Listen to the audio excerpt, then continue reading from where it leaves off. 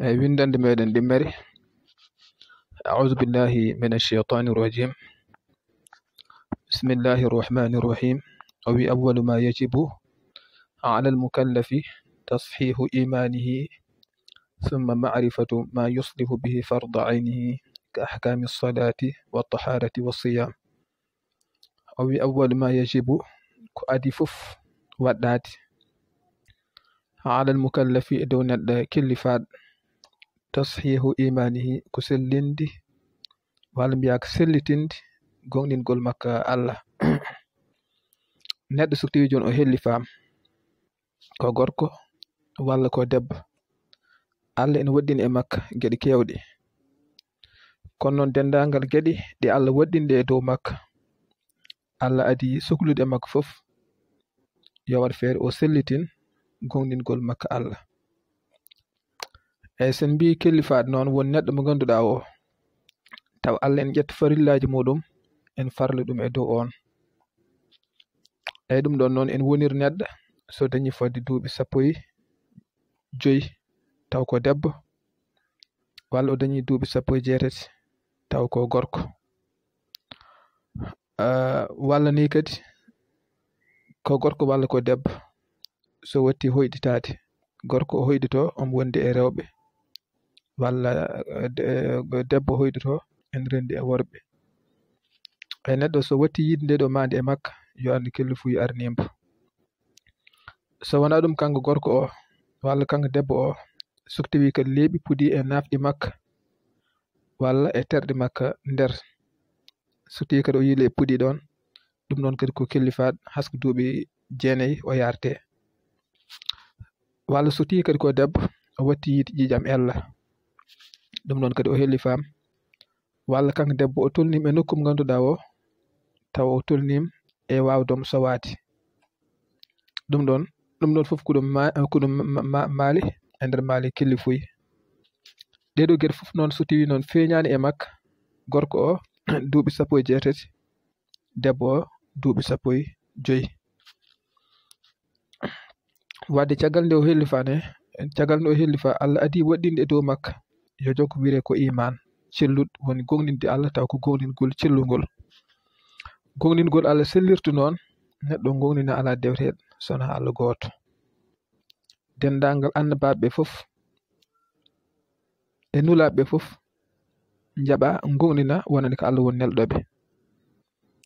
Gonɗina godugol malaikaji Allah eɓe goodi, ñalawma darga ene woodi, jaɓa kadi dendagal defte garde e annabaɓe, Qur'an, Zabour, Tawrat, Injil. Ɗum ɗo kadi ko ɗum defte ɗe ganduɗa ɗe ki Allah gummi, gonɗina piɓa e ɓernde ma ene woodi. Ñalawma hoddir kadi ɗum ɗon kadi ko ɗum hunde wonde. E ɗum ɗo woni jogande imanagal, ɗum ɗo woni sellinde imanagal makka, o jogo fimde sellude e ɗeɗo gueɗe taw o yeddani ɗum, taw kadi o sikkiraki hen gonɗinde ñalawma darga ene woodi. Wadde ko ɗum ɗo woni sellitinde gonɗingol makka Allah caggal nde o helli fa, ɗum ɗo Allah adi waɗɗinde e dow makka. Summa caggal ɗum noon rewi hen ko marifatu, ko andude woni famdumde kanko neɗɗo ma yuslihu bihi gandal ngal on fewdir farda aynihi farilla toɗɗiɗe e dow makka. Hande caggal nde o gonɗin Allah taw ko gonɗingol cellugol, o waɗa feere farillaji toɗɗiɗi e dow makka, woni farillaji ɗi ganduɗa ɗiɗo ko kanko tan waɗanta ɗum hoore makka, o anda holno foti fewdirdoɗi, bimana holno foti gollirdoɗi moƴƴo feewa rewa lawol yuɓɓo. Andunde farillaji noon ganda holko tagi holko waɗɗi hen, ganda ɗum ɗo so arani tan farilla o moƴƴata, ganda kadi ko woni hen sunna, ganda holko yiɗa hen, ganda kadi holko aña hen, ganda kadi holko harmi hen. Ɗum ɗon neɗɗo o andu ɗum caggal nde o jogui imanagal cellugal. Ka ahkami salati, comme no ñawoje julde, ay julde joni o anda ñawoje majjum. Wa taharati, o anda ñawoje laaɓal, o siyam e ñawoje korko. Ñawoje julde ganda holko woni hen farillaji gueɗe ganduɗa ɗe taw sa woppiɗi tan julde nde sellani, ganda kadi holko woni hen sunnaji taw ɗeɗo gueɗe sa woppiɗi wonno potoɗa ɗum fewnitirde. ganda kadi holko woni hen gueɗe jiɗaɗe sa addi en moƴƴi ɓuri moƴƴude sa addani kadi bonnata hay hunde e ngal ɗon gueɗal o anda wadde ñaawo julde watta harete o anda kadi ñaawoje laaɓal so wondi e janaba o anda holno laaɓirta ko debbo o yi ƴiƴam ella o anda kadi holno foti laaɓirde so dañi ƴiƴam ɓesgu o anda kadi holno foti laaɓirde so alda e selliki omo wondi e taƴrede o anda kadi holno foti laaɓirde e nder nden ɗon taƴere ɓandu makko so soɓiyani hen walla comcol makko o anda kadi holno foti laɓɓanirde ngol comcol e on ɗon soɓe wadde o anda ñaawoje laaɓal o siyam kadi o anda ñaawoji korko